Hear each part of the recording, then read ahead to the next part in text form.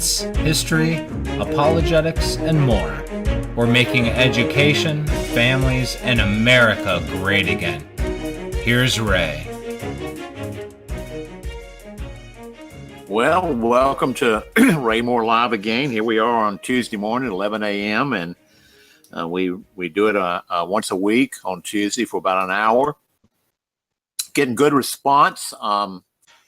We do have sometimes in the evening or over the next following days, maybe several hundred people that come and look at it online. It is archived. So if you can't be here with us live at 11 a.m. on Tuesday mornings, you can go at night and look at it. And we're really grateful for all those that do. And we're getting some new friends and new faces. And it is kind of nice to pick up new friends. We're getting orders for our some of our materials that we didn't have before. So it is helping. It is working, but we still have a small pool of audience, and we need to grow that. And we're going to try to keep this up for a year and see if we can pick up an audience. The good news about it is that we're able to spend more time getting into some details, getting into the weeds a little bit about what's going on. Because sometimes when you write a letter or do Facebook or email, you have a very short message and people can't really interact with it. But here we're able to do that. Today we're going to keep on our theme. I've told you in the past that we're going to try to concentrate most of our messaging to ways to grow, advance, and build the kingdom of God through growing K-12 Christian schools and homeschooling. And even when we sort of get off of that a little bit, we sort of circle back around and get to it. And so today I'm actually going to have a little surprise. We're going to talk about lessons learned from my candidacy in the Republican primary in June of 2014. I ran for lieutenant governor and of South Carolina. And I'm going to talk about why I did that, what was gained, and so that's what we're about today. And you're going to find that I ran for lieutenant governor of South Carolina basically to promote K-12 Christian education and homeschooling, and also to add an additional dimension that it's time to consider the abolition or phasing out state-sponsored public education at the K through 12 level. Kind of controversial, I have to tell you, but we made our point and we were successful, even though we didn't win the election. Well, how would I come to a decision like that? Why would I do something like that? Because it was really hard for me because I was concerned that if I did that and ran a actually partisan political campaign under one of the party labels, that it had the potential to damage my ministry and my message. And we gave long, prayerful thought to it. To set it up for you, in 2014, the incumbent serving lieutenant governor announced that he was not going to run for re-election. So it created an open seat, what we call an open seat. And if you know anything about the Republican Party, they generally do not like, as a kind of their culture of the Republican Party, they're really kind of monarchists at heart. They don't like you to challenge incumbents. Incumbents are sort of like monarchs. They're the ruling princes. And it's not considered good taste to challenge an incumbent. Of course, it's allowed by law, by party rules, but generally speaking, you can sort of get a backlash or resentment if you challenge an incumbent. And I voted and worked in the Republican Party most of my life, so I know that culture. Well, we didn't have an incumbent.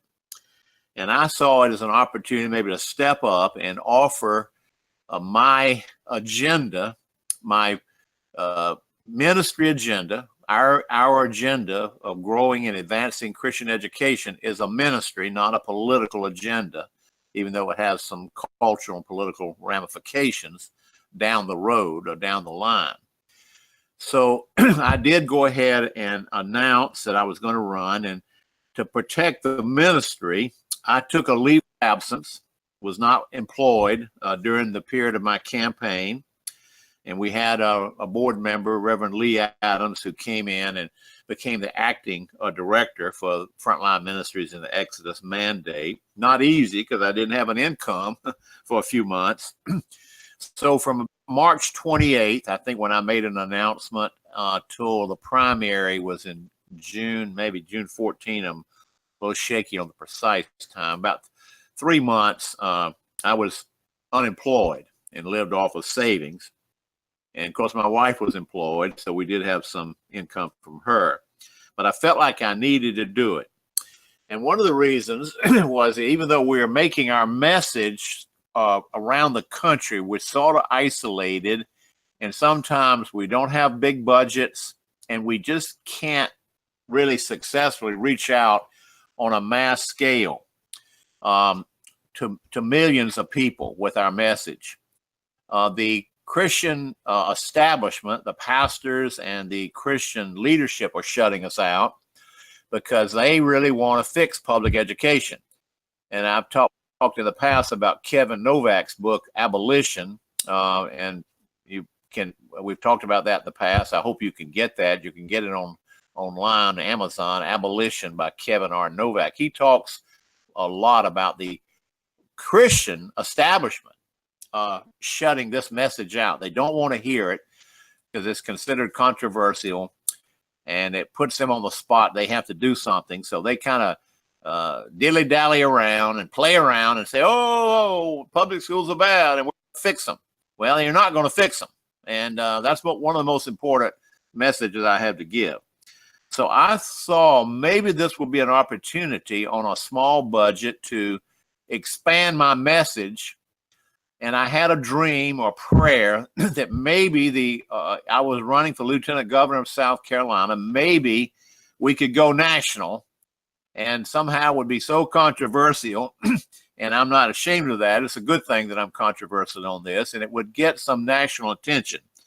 Jared, you could go ahead and post our webpage, raymooresc.com.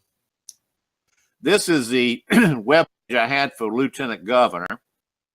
And you notice I've taken the Lieutenant Governor off, and I've kept the webpage because many of the issues are still current. And it's no longer a candidate's webpage. It's just a issue policy webpage. But there's just some of the things that we had.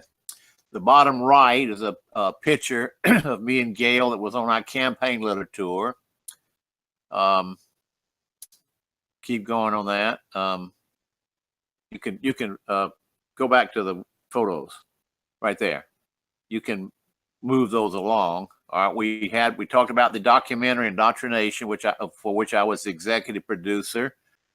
Here we are getting a review at the Citadel, which is my alma mater, with Senator Strom Thurmond and General Bud Watts.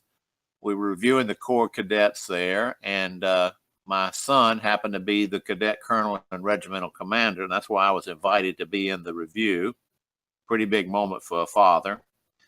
Here I am with Vice President Dan Quayle doing Gulf War I, and he's talking to me there, and I had actually served on his staff when he ran for the Senate in Indiana in 1980, and we're talking about different things there, and it was a nice touch to get that photo. And here I am with Charles Stanley, Kay Arthur, two extremely well-known evangelical Christian leaders with large national ministries, and both of them express some support for what we're doing. And on the right, you see Joaquin Fernandez, who is the director-producer of the Indoctrination movie. So we posted some of these things on our webpage. We can move off of that and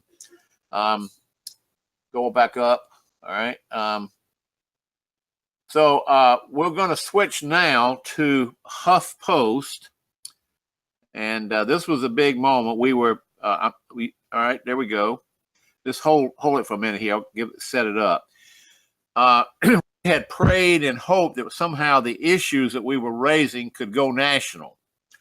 And we were debating them. I was speaking in South Carolina in Republican forums, getting a lot of attention. We had candidates running. I was totally unknown as far as a candidate. One was the former Attorney General of South Carolina, who ended up winning the nomination, and now he's governor of South Carolina. Henry McMaster happens to be a 25, 30-year friend.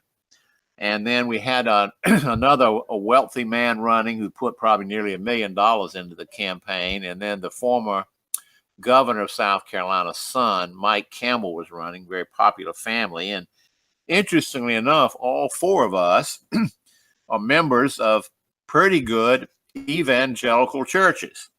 So it was hard to draw hard lines between these men because I believe they were born again Christians too, but they didn't necessarily strongly support my agenda because I was the controversial candidate in the race.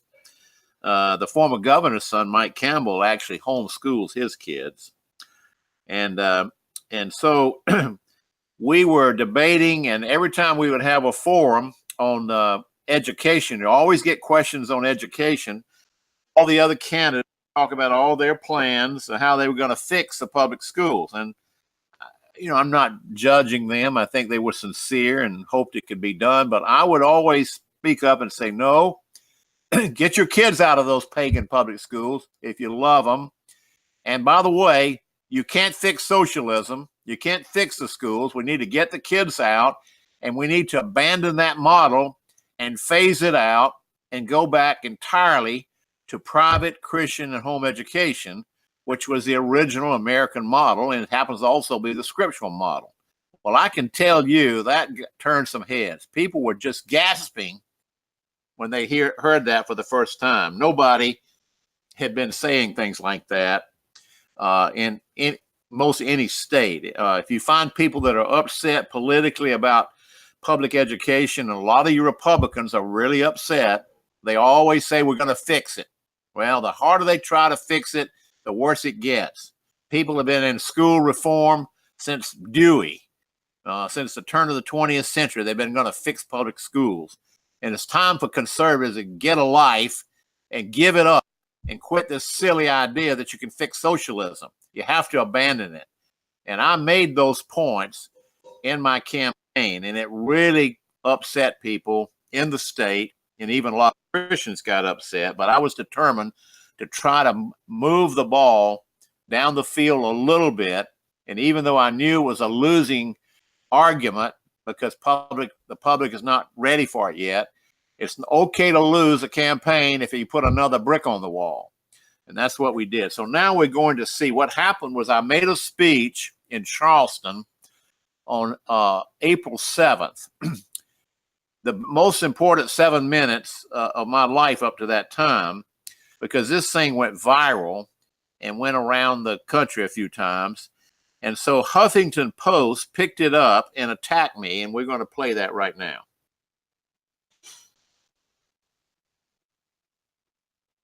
Okay. Here's Huffington Post, a major website, probably close to 1 million daily readers or viewers. And they have the second or third largest webpage in the country at that time. Can't you get the volume? We cannot win this war we're in as long as we keep handing our children over to the enemy to educate. All of the symptoms, no volume, things that we're fighting, complaining about today, have been caused because the culture has changed. The culture has turned against God, against our Constitution. South Carolina's Lieutenant Governor thinks Christian parents should pull their children out of what he calls the Pharaoh school system. Pharaoh, Moses, old school, Old Testament. Here's Ray Moore speaking at a gathering of Tea Party activists, urging them to ditch public schools. We cannot win this war we're in as long as we keep handing our children over to the enemy to educate. All of the symptoms and the things that we're fighting, complaining about today, have been caused because the culture has changed. The culture has turned against God, against our Constitution, and against traditional values. Why has that happened?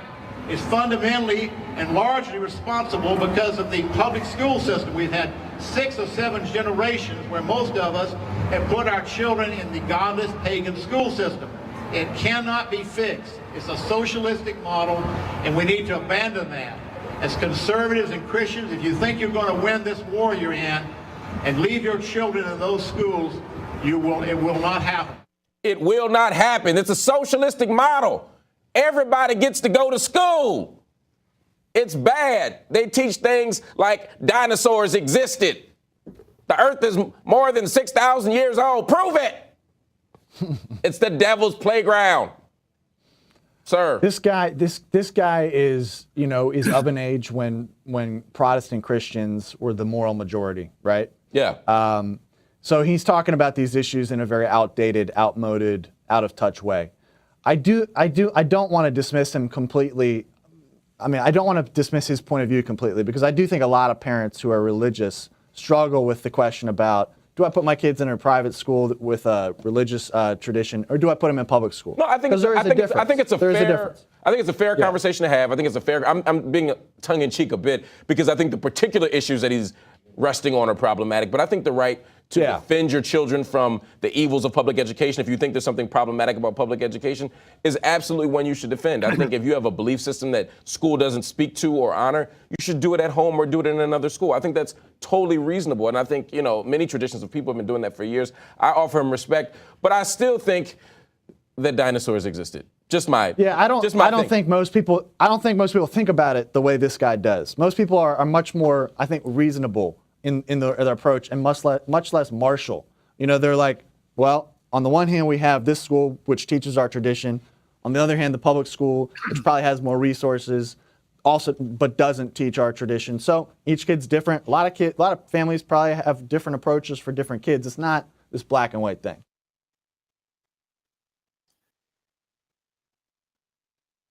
Okay, well, there you go. Up until that moment, and I think that was played on April 12th, 2014, we had been making our case in limited ways. We go to homeschool conventions, Christian school conventions. I do a lot of radio interviews, and I've gotten on some pretty big networks, but I hadn't been on Dobson's network until last year. A million people heard that. So this was one of the biggest moments that I'd had with the excess mandate, even though it was as a candidate for lieutenant governor.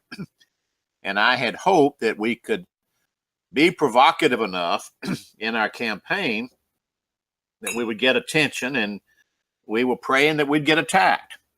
If you get attacked by the left, that's a good thing.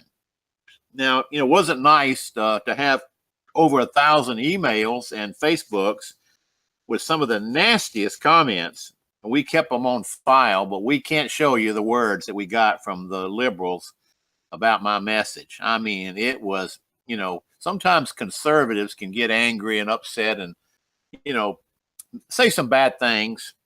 We should be Christ-centered and spirit-filled when we make critiques of our enemies. But, and sometimes our people can be nasty, but boy, they don't use the vituperative, vile language that the left uses. And we just got so much mail. It kind of caused my ears to burn, attacking me for these comments that I made. And the Huffington Post promoted it. They're a left of center site, and they have a huge audience. I don't know how big it is, but you'd be close to 1 million people. Well, the good news was when they attacked me, then American Vision, who posted this article we just looked at, they felt like they had to defend me. And they have a big audience. And WorldNet Daily. So here we go. This is American Vision. This is a friendly group. HuffPost attack on homeschool promoting candidate backfires. And Joel McDermott wrote this. And he was complimentary of me. And basically said that what they did to attack me really backfired, and indeed it did. And if you look at these two guys carefully, the two speakers on Huffington Post, they had a hard time really criticizing me. They more or less gave away the store and said, hey, he has a right to do this. Scroll down a little bit more. The latest attempt we just looked at it. From Huffington Post features a minority and a metrosexual mocking the old white dude, that's me. While the text version is comparatively sane, the video companion features the two snarling derision, the likes of Keith Maddow, Rachel, I think he got that backward, Rachel Maddow or Keith Olbermann without the talent. But anyway, I was happy for it. You know, it's a good thing to be attacked. You know, you'll probably know that old Southern story of Uncle Remus, where Burr Rabbit, he was taken and captured by the fox and the bear. And he said to them, please, whatever you do, don't throw me in the briar patch. And because he said, you can roast me, you can cook me, you can boil me, but don't throw me in the briar patch, please, please. And so they figured, wow, the briar patch, let's throw him in the briar patch. And so after a while, he was in the briar patch, and he said, he was laughing at him. He said, don't you know I was born and raised in the briar patch? And so the hit piece really lifted our message national. It went national. And I think over the next few weeks, up until the campaign, perhaps several million people got some facet of the message.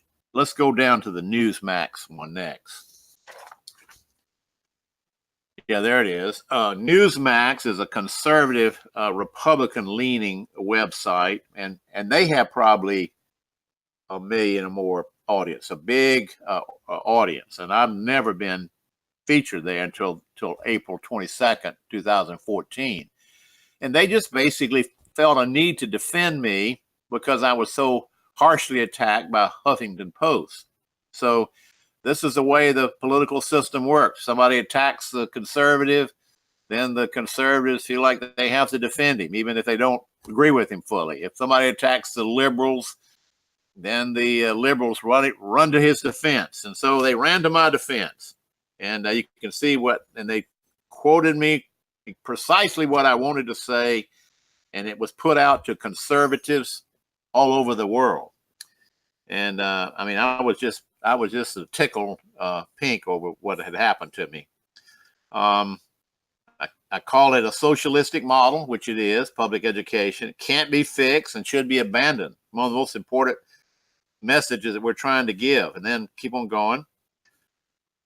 As conservatives and Christians, if you think you're going to win this war you're in and leave your children in those schools, it will not happen. I mean, where are these conservatives?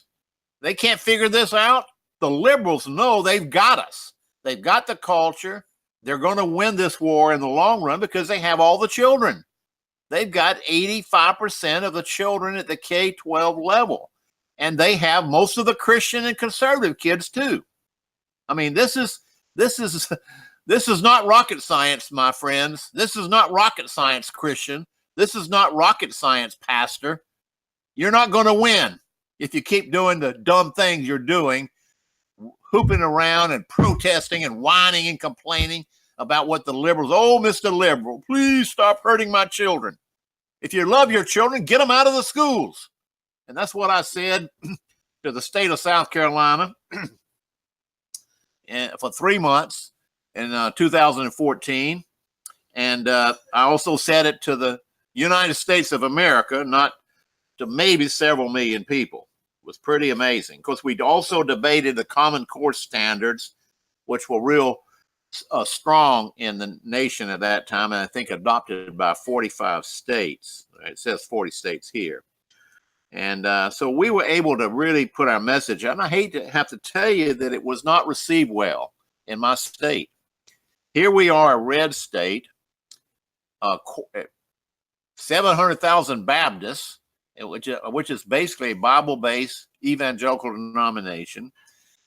Perhaps 35 to 40% of the state population go to an evangelical church in South Carolina. The other three candidates running against me in the primary go to good churches.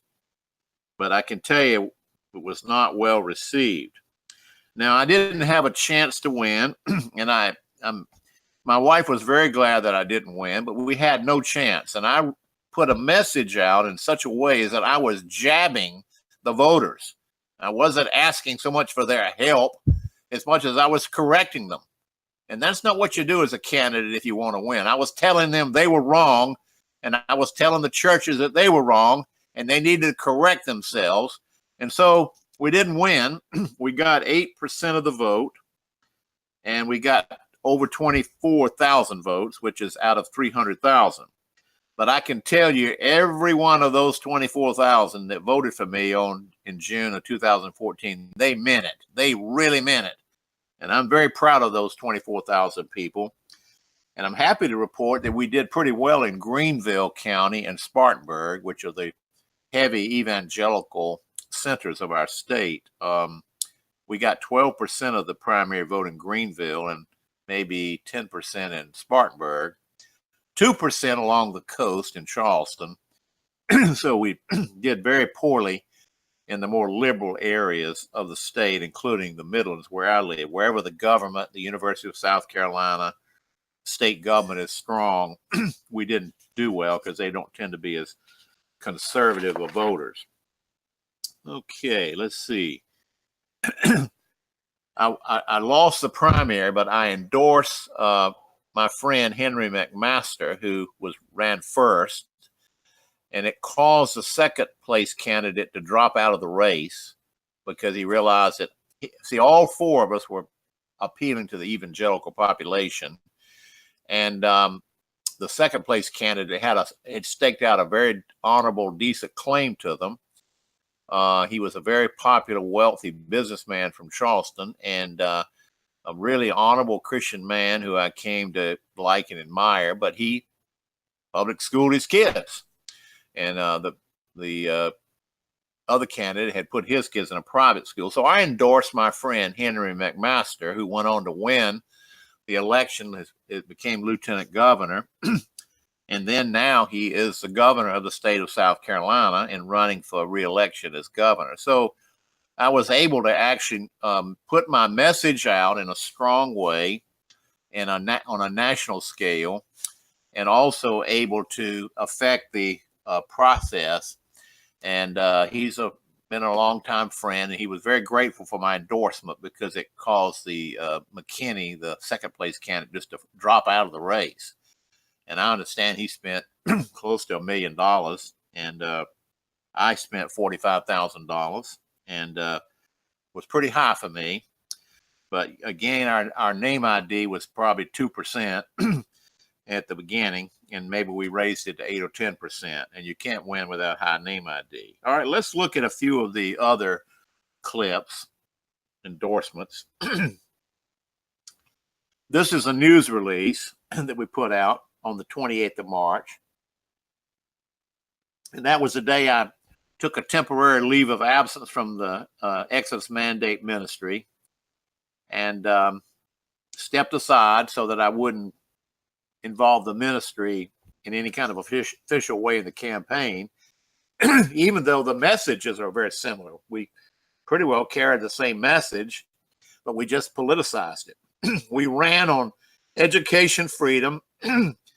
Some say school choice. I don't really like that term because it implies the use of vouchers, charter schools, and other things to grow private education. And I think vouchers are dangerous to the autonomy of private education.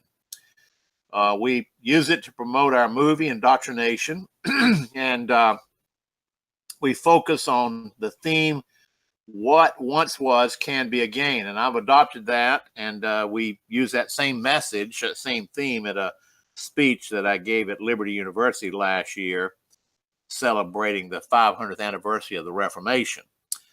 So we have been a longtime champion of the Ten Commandments, the gold standard, K-12 Christian education, and homeschooling. And so we use this to kind of advance that agenda, and we were successful. And I think it helped us get more identity on a national scale. If we'd had a $500,000 for the ministry, we could have done the same thing, but we didn't have that. So I took a risk, and I stepped out and politicized the message of the ministry, at least for this time. And it went national because we got attacked. And then we had a number of people come in behind us, endorse us, and stand with us. Let's look at some of the others. Let's look at the Greenville News article. Okay. Just want you to see some of the arguments that we were making and challenging the churches, challenging the pastors, informing the people of South Carolina you can't fix socialism and education. And of course, they're so addicted to it. See, the problem with public education is that we're addicted. I'm not, of course, and most of this audience are not, but if you're addicted to something, it's very hard to break away from it. You know, tell a heroin addict or a drug addict to get off of heroin is not an easy thing. And people are addicted to public education. It's addiction. And the pastors are afraid to deal with it. They won't step up and face it. All right. Here's the article. Let's see. Now you got the wrong candidate up there. Oh, here we are. This was a big article in the Greenville News, which is probably the second largest paper in the state, and it's where the evangelical and conservative population is the strongest. And I said I was running to reset the discussion on several issues, including education. I carried the banner for education freedom, the need to grow K-12 private Christian home education. We have a failing public school system. Everybody knows that. Even the left-wing liberals, who are the main culprits in causing it, they know it too. But they don't want to fix it the way we do by getting rid of it. They say we're doing a bad job. Give us more money. Have you ever heard of anything more insane than that? If you were running a restaurant and people were getting sick and the food was bad and they were dying because they ate at your restaurant or they were getting sick, you would say, well, we're doing a bad job in this restaurant. We're going to raise prices and charge more for the food. This is crazy. And that's what the public school system says. Hey, we're doing a bad job. We're failing the public. We're not educating the children, and we're going to raise your taxes and raise taxes for more schools. And people go along with that. I mean, you look at some of these school bond referendum around the country, and people will vote it in. They're messing up their children, and they vote for more money. So the school system is broken, but so are the voters. The voters are broken, and we're trying to correct that. All right, let's see.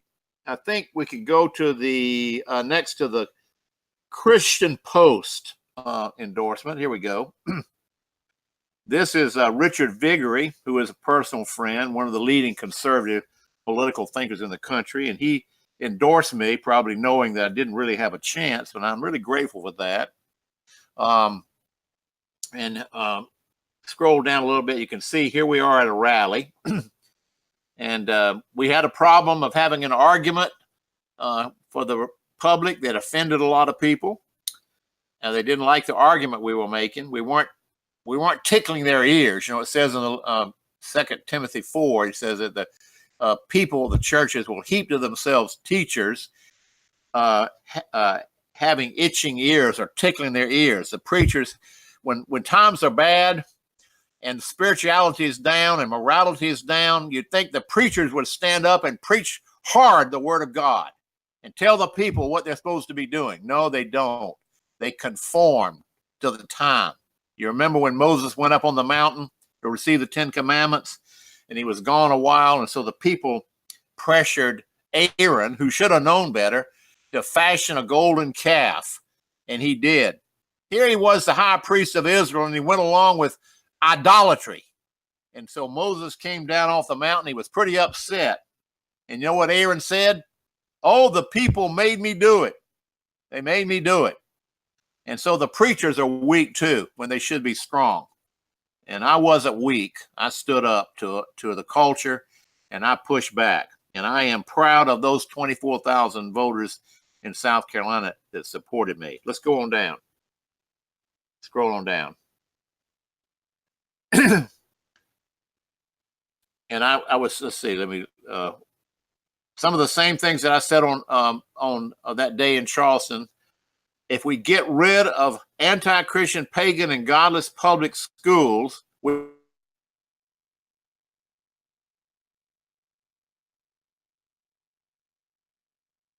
do it. we won't be able to recover our nation and our people and our population. We will continue to descend into the abyss, the moral, political, social abyss. And we're still descending, even though homeschooling and Christian schooling is growing. It's not growing fast enough. And that's what this podcast, RayMooreLive.com, is about. We're going to be trying to push this argument into deeper into the culture. And I need your help.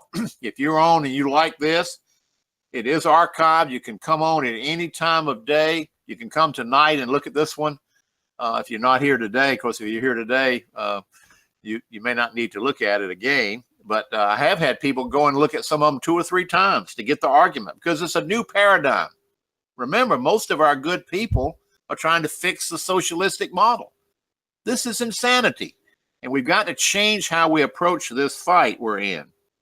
So this is Richard Viguerie, and he has a huge audience, and this went out nationally to conservatives all over the country, people who would have an inclination to like me or like what I'm doing. And so we had to make the argument to our friends. We had to make the argument to Christians and to conservatives, because they are helping the left by trying to fix the public school system. We've got to break this in bondage that the Christian church and the conservative movement are under in trying to fix public education. Let's scroll on down a little bit more.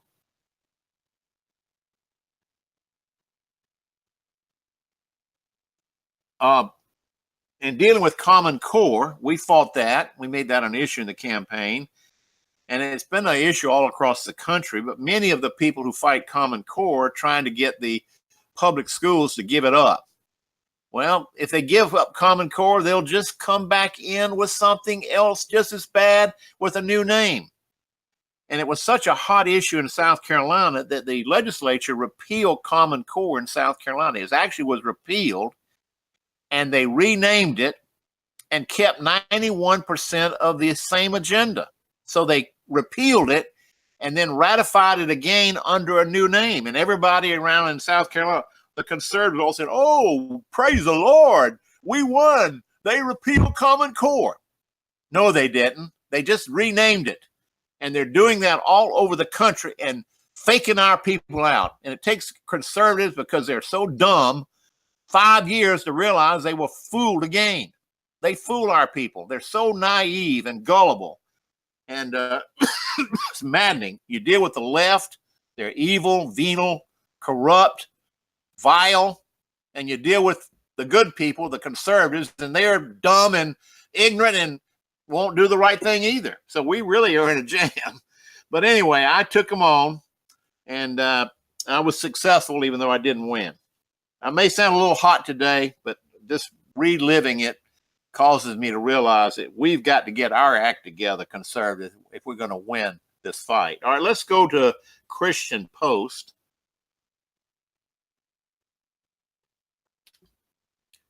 All right, okay, I thought I sent that to you. Okay. It's a very large, it's Ray Moore candidate for Lieutenant Governor, ChristianPost.com. This is Conservative HQ. This is Richard Viguerie's site. And we got his, there I am with Senator DeMint, our former U.S. Senator.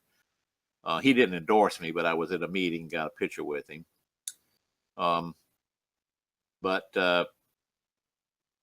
Okay.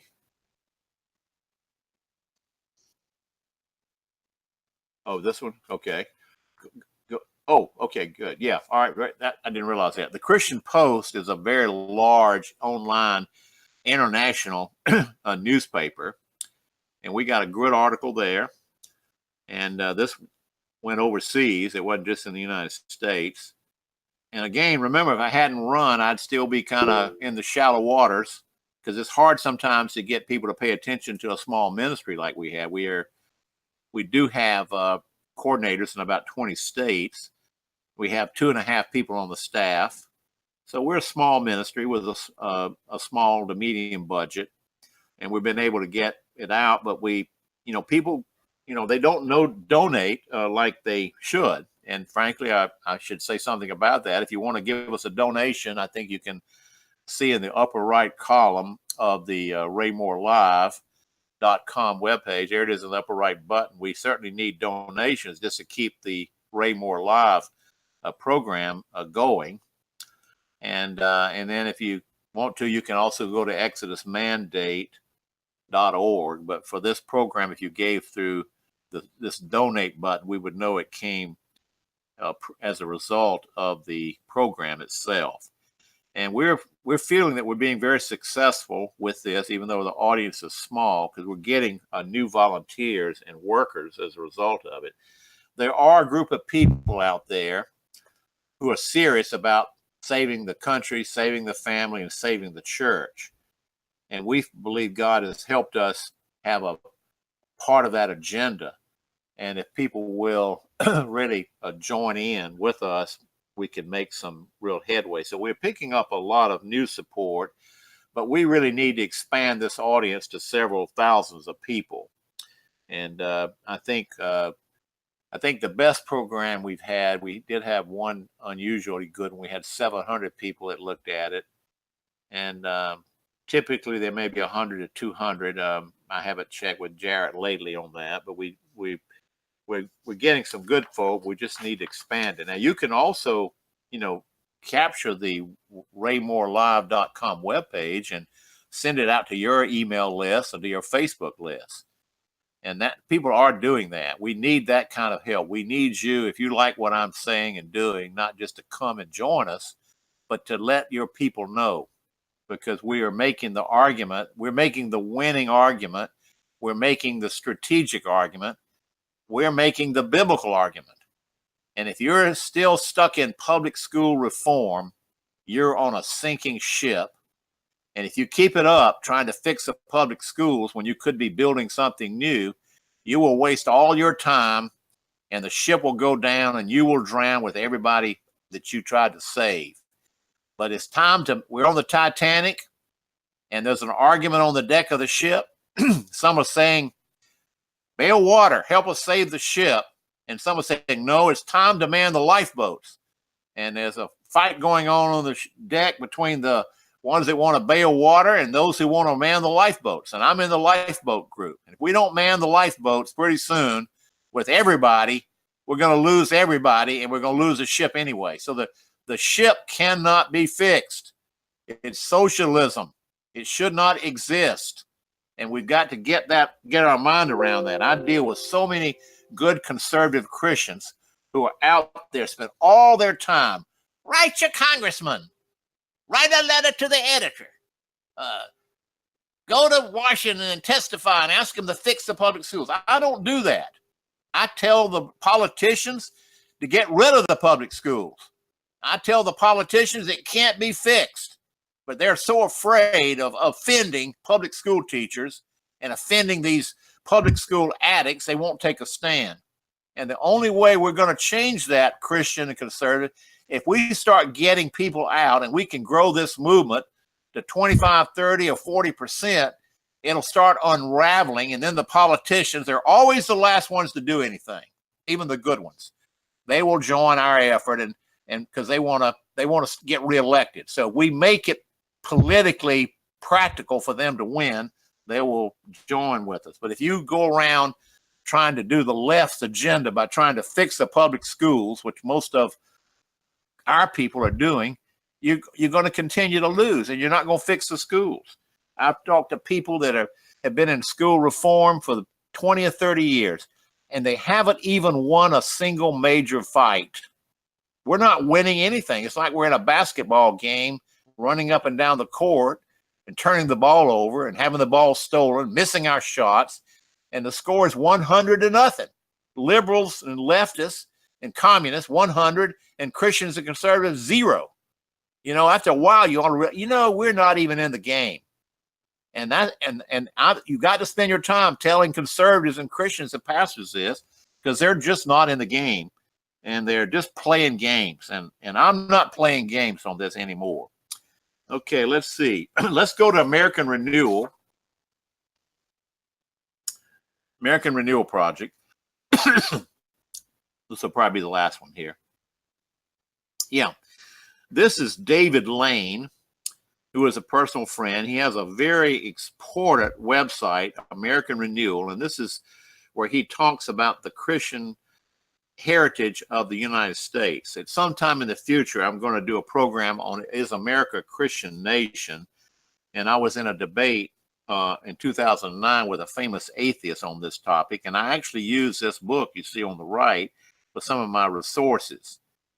And the argument there is that we were founded expressly as a Christian nation. Now, we're not that now, but there's still fragments and residual part of the Christian aspect. And this is what David Lane says. He attributes a lot of the problem to the Supreme Court decision taking prayer and Bible reading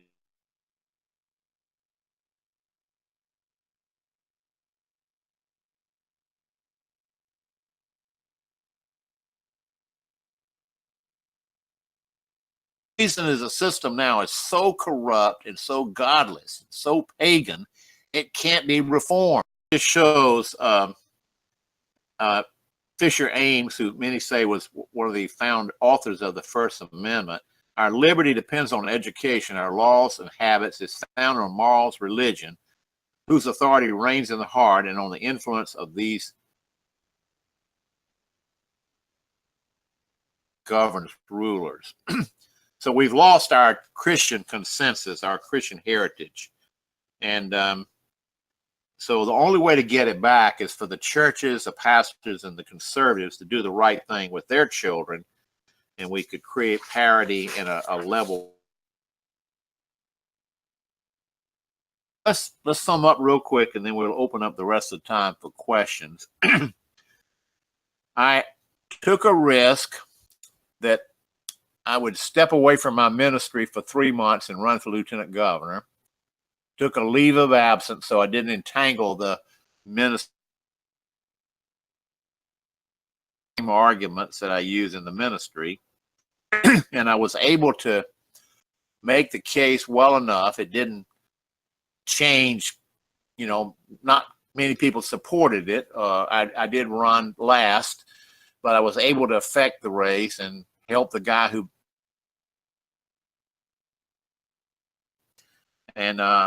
he doesn't always do what I want, but he's responsive and he'll listen, and I can make a case to him, and he's an honorable man.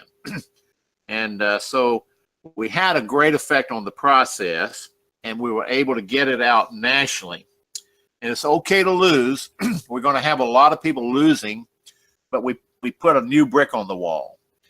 And so David Lane is really encouraging Christians and pastors to run for office, and I think he's been successful. I don't think if we elected 435 born-again Christians to Congress today, the way most of them think, it would make that much difference. The worldview and the lack of a Christian worldview in the mind of Christians, and for Christians to base their political, social, cultural and family values on the Word of God is so bad. I mean, Christians are just a little bit better than the pagans. They live a moral life, but they don't always think Christianly. So this is what we ran on, and I guess kind of a prophetic approach. Sometimes the prophets weren't received very well at first, but somebody's got to start this process. And so we hope that, and we do know in some cases after my campaign, other people picked up this agenda and ran on it in other states. I can't give you specifically an example, but I know there were several cases.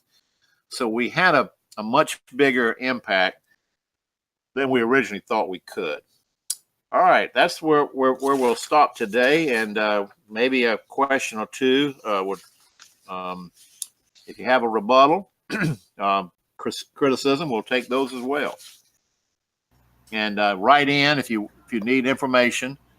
We've got a new pamphlet now called Pastors Taking Cover, and we're getting some good response on that. And we're trying to buck up our pastors who are very weak as a group. About 10% of them are very aggressively supporting K-12 Christian education and homeschooling. We think we can pressing them and challenging them and warning them that another 25% would join us. Okay. So Ray, I want to thank you for running, even though you knew you probably wouldn't win, but you are an example to the rest of us. Are you encouraging us all to get involved in politics, even though the church is saying that politics is dirty and we should stay out of politics? Yeah, I think it's a worthy thing to do in some cases, but if you have a bad message, it won't be good. So I knew, I could have gotten in there and talked like everybody else about fixing the public schools and standing behind your public school teachers, and maybe I would have gotten 10 or 12%. I wouldn't have won either way. But I alienated some voters. There were a number of Christians running that year, and there was a team that was helping me putting up yard signs. This was the funniest thing I've seen. And with 3 other strong believers in other races, they weren't in my race, running for other offices.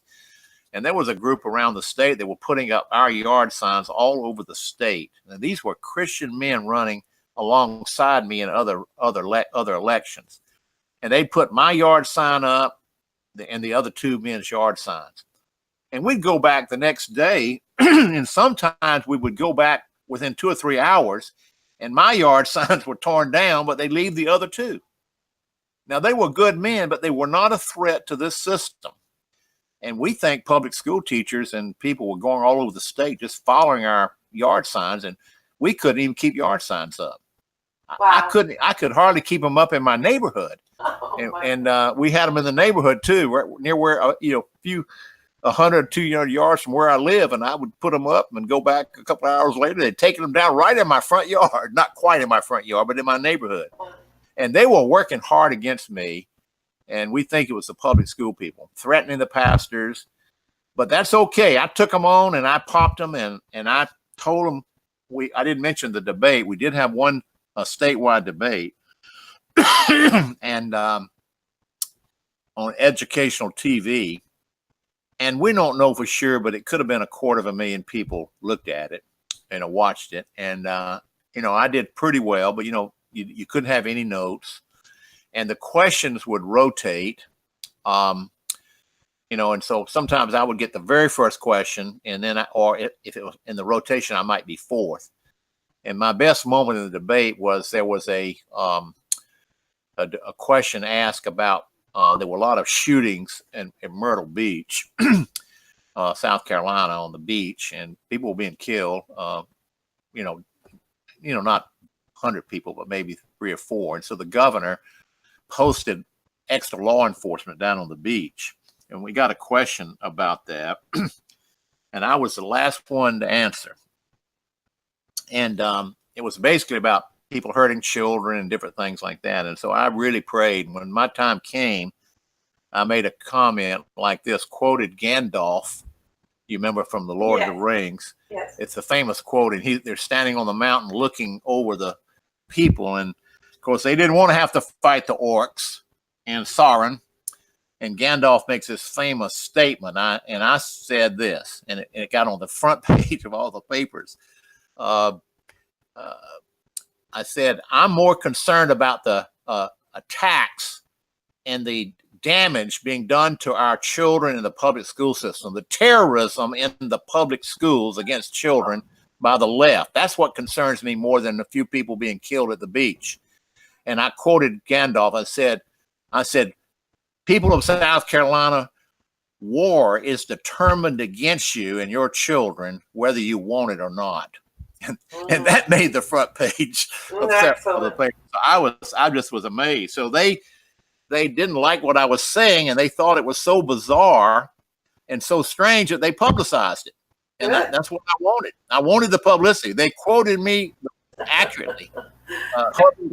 Quoted me accurately, and we reached out and we affected people. So Ray, do you think we need some lessons in the left? Should we do a history of how the left has been so patient over decades and decades, and they've gradually won these battles? We're not patient. We're not vigilant over time. The left knows, and they have been using intentionally. You can look at their writings, even since John Dewey, it goes back that far, but particularly in the last 50, 60 years, they're using state-sponsored public schools to overcome our Christian heritage, to destroy our children and turn them into Bernie Sanders millennials, and to undo our constitutional history. That's in their writings. They openly say it, and Christians can't get it. They say, "Oh, we've got to stay in the public schools to be salt and light. We got to be missionaries." I mean, they get it, and it's just amazing to see how blind conservatives and Christians are. You remember the famous quote from William Butler Yeats in 1919. He was a famous Irish poet. And he wrote a poem called The Second Coming. I don't know that he was an evangelical Christian, but he was a great poet. And he made a comment about his time in 1919. And he said, he wasn't describing the left and the right in particular, but it's a famous quote, could be applied to our situation today. He said, "The worst people," and we would say the left, "are filled with passionate intensity. And the best people among us lack all conviction." And I think that's a pretty good commentary on our times. Our enemy knows what he's doing. He's got a plan. He's organized. He's using the government. He's using the public schools. He's using higher education. And only 10% of our conservative pastors understand this enough to fight back in a proper fashion. So we're in real trouble because we don't even have any warriors. And you got to have soldiers to win. And if the soldiers are fighting, they're helping the enemy trying to fix public education. I consider that helping the enemy. And I know Christians that are doing it. You're helping the enemy. You're giving aid and comfort to the enemy by trying to fix this system and keep your children there. I know a lady from years ago from the state of Missouri who was one of the big leaders in school reform and a good Christian. And she left her children in the public schools and they grew up and became liberal socialists. She didn't even win her own children, and she lost the battle for the schools of Missouri. Wow. We've got a couple of minutes. Let's take another question too. Do you think we need to go to the seminaries and start urging the presidents of Christian colleges to start talking to the That is actually a good point, but there used to be, when I went through seminary, I've got 2 seminary degrees, we had Christian education. It was always about Sunday school. It was about K-12 education. And that was as late as the 70s. I mean, they're 30, 40, 50 years behind. Now, to their credit, a lot of education, but it's not strong enough, but it is there. Okay, anybody else? I think we're about out of time. Okay, let's close in prayer. Father God, we thank you for helping us in our many. Help me, and I didn't crash and burn as I was concerned about. My wife is glad, Lord, that I didn't win, and I'm relieved too. But we were able, Lord, and with your mercy and grace, to make our point to millions of people. And we pray for our pastors again, especially. We pray for these many wonderful Christians who are still trying to fix the public schools, that they would wake up to the futility of that and to realize that they're actually giving aid and comfort to the enemy. We ask you to bless our efforts on this program and bring more people aboard and help the ones that are here that look on email. Now bless us, and we'll give you the praise in Jesus' name. Amen. That's my story, and I'm sticking with it.